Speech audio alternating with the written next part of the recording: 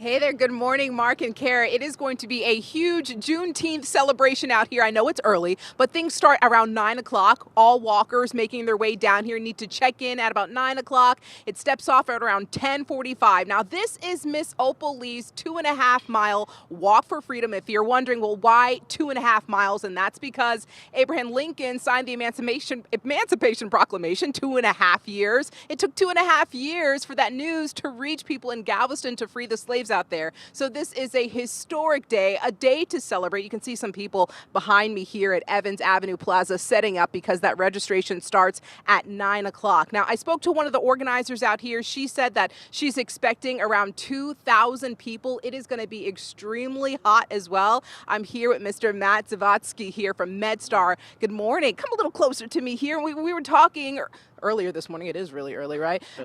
Yes. How can people prepare before they make their way out here? Well, first, if they're watching you guys this morning, they need to start hydrating now because you have to pre-hydrate for walks like this, and then obviously stay hydrated the entire time that you're here. You were saying, stay away from the coffee and, of course, other beverages.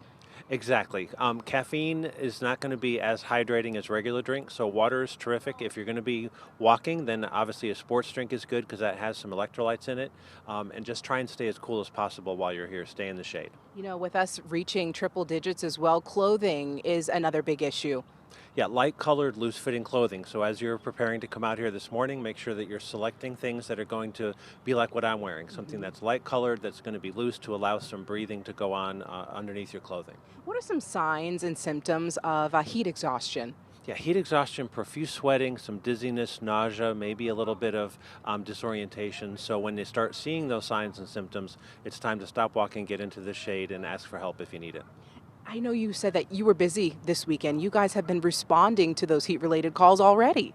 Yeah, we've had nearly 80 heat-related calls since May 1st. We just had 13 over the weekend. We certainly anticipate a lot more today. We're going to have multiple crews down here to take care of people, though. Is anyone more at risk when outside during these, temperatures and elements?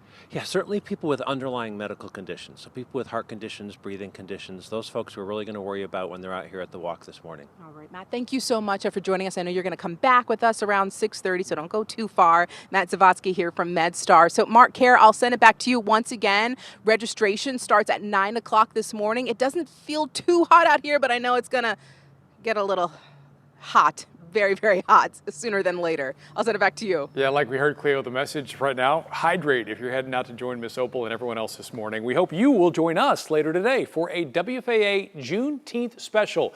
It's titled Legacy Lives Here. You can catch it at 4:30 p.m.